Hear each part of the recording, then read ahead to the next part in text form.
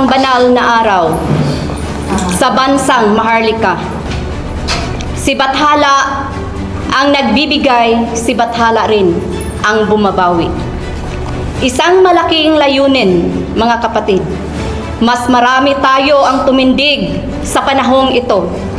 Bakit pa ba tayo magdurusa? Hindi pa ba tayo nagigising sa mga nagaganap ngayon sa ating mundo? Taglay natin ang isang banal na kayamanang hindi nauubos. Sapagkat ito'y napakalaki na pinagkukunan mula pa noong unang panahon. Itinalaga na ito para sa bayan ng Diyos.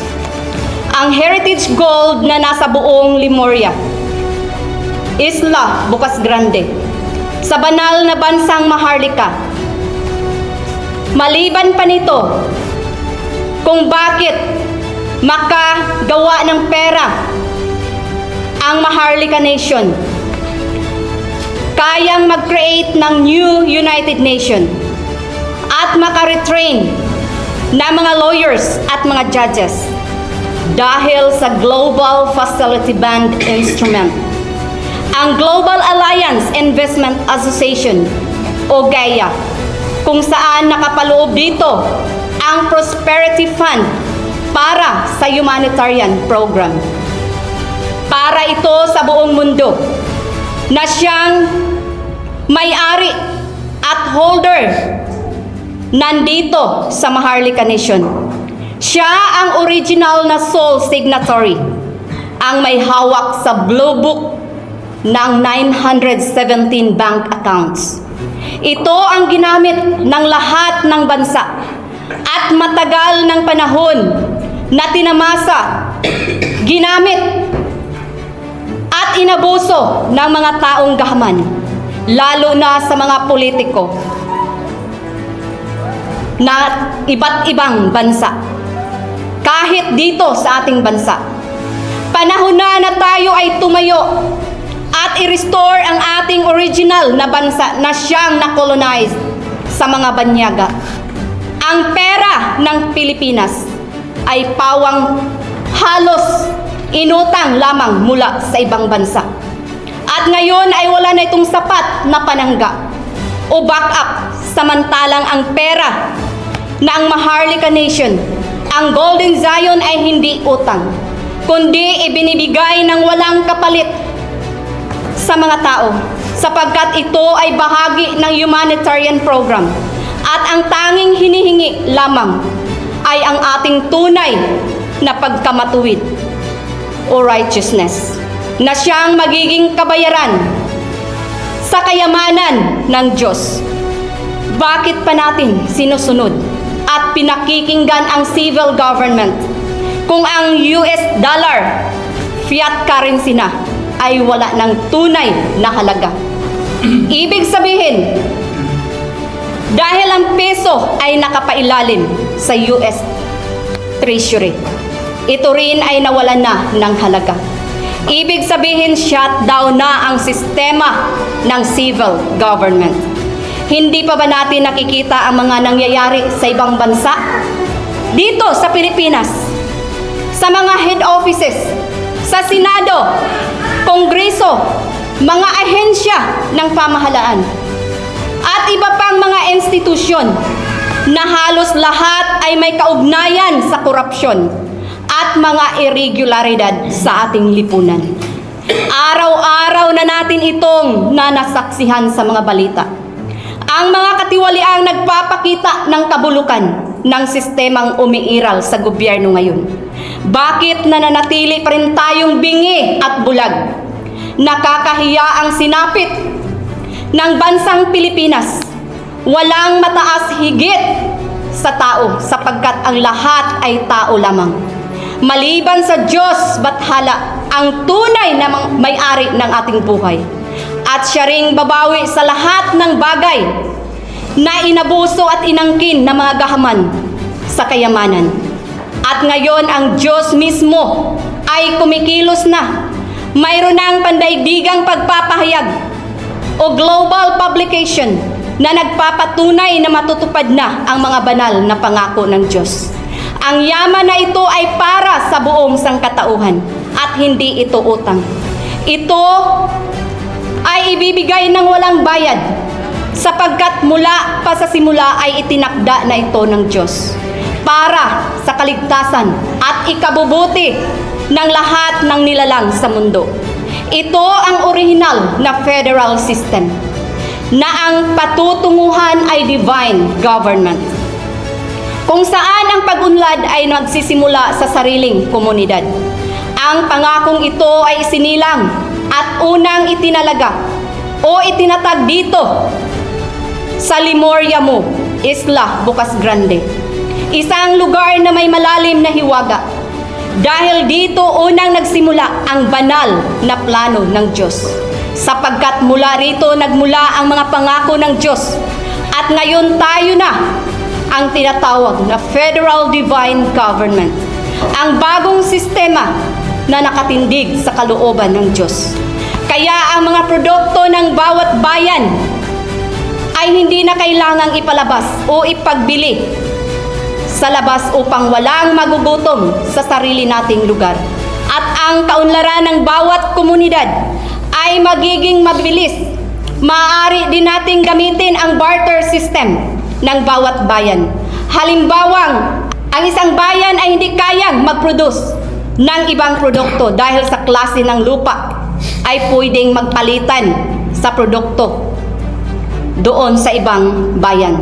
So ito ang tunay na kahulugan ng federal system. May nakalaang pundo ang bawat tao. 3 golden Zion, nakatumbas ng 1,500 pesos kada araw para sa pagkain po lamang. Hindi pa kasama rito ang pabahay, pananamit, kalusugan, edukasyon, agrikultura, at may programa din sa ating mga senior citizens na may mag-aalaga sa kanila. At mayroon ding pondo na nakalaan sa ating karagatan sa paglilinis. Ganon din ang ating kalikasan. May pondo na nakalaan para ipanumbalik natin ang mga punong kahoy na ngayon ay wala na po. Mayroon pang ibang mga proyektong mayroon ng nakalaang pondo. Ito po ay walang bayad. Ibibigay ito sa bawat tao. Mapalad po tayo ang sinumang tatanggap sapagkat handa na po ang lahat ng ito. Saan banda nakinabang ang Maharlika Nation?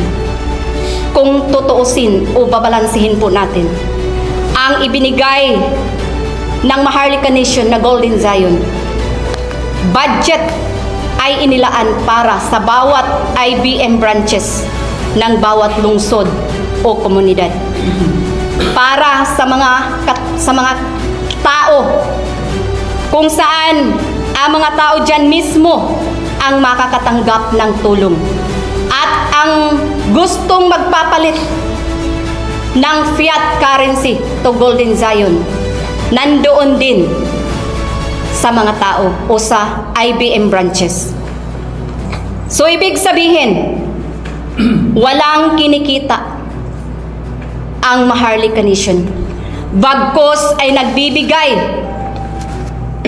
nagpapakain, at tumatanggap ng maraming mga bisitang dumarating dito sa Maharlika Nation nang walang kapalit po.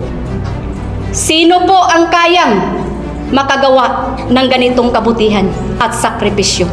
So siguro po, hindi po natin makikita ngayon. Ngunit sapagkat ito ay programa ng Diyos at hindi programa ng tao, kaya't nagawa ang lahat ng ito kahit sa gitnaan ng kahirapan, pasakit, pag-uusig, panlalait, at pang-aapi. Mga bagay na tiniis ng ating mahal na ina, na patuloy na nagpapakumbaba at nagsasakripisyo alang sa kanyang mga anak upang tayo ay maiahon sa kahirapan at mabigyan ng kalayaan. Samantalang ang civil government ay patuloy pa rin nagpapautang ng kaunting halaga na hindi man lang makasapat para sa nangangailangan ng tulong. Lalong naghihirap ang tao sapagkat kapag hindi makabayad, inaagawan pa ng ari-arian hanggang sa wala ng matirhan. Natutulog sila sa kalsada o sa ilalim ng tulay. Maraming nagugutom, nagkakasakit na hindi man lang kayang pumunta sa ospital. At ang iba ay namamatay sa gutom at kawalan ng kalinga. Samantalang ang mayayaman ay lalo pang yumayaman. Tunay ngang walang katarungan sa lipunang ito. Kaya panahon na upang magising ang tao, tumindig at kumilos para sa pagbabago ng ating mundo at lipunan. Hindi na tayo alipin ng lumang sistema ng gobyerno. Ngayon na ang tamang panahon, tamang lugar, at tamang tao. Ang yaman ng Diyos ay para sa nakararami, hindi para sa ilan lamang. Ang Golden Zion ay may physical at digital na siyang naka-registered ng ISO 222 at may mga Golden Zion Reserve Band tayo. May Golden Zion Treasury Banknote, IHP card, cheque, coins, giso, G-Zion Small Denomination at G-Zion Big Denomination. Ang dapat nating gawin ngayon, lalo na ang mga nasa posisyon sa pamahalaan, kami po ay nananawagan na i-claim na po ninyo ang nakalaang budget ng bawat lungsod o municipality. Dito po sa Limoriamo, Isla Bocas Grande, Maharlika Nation.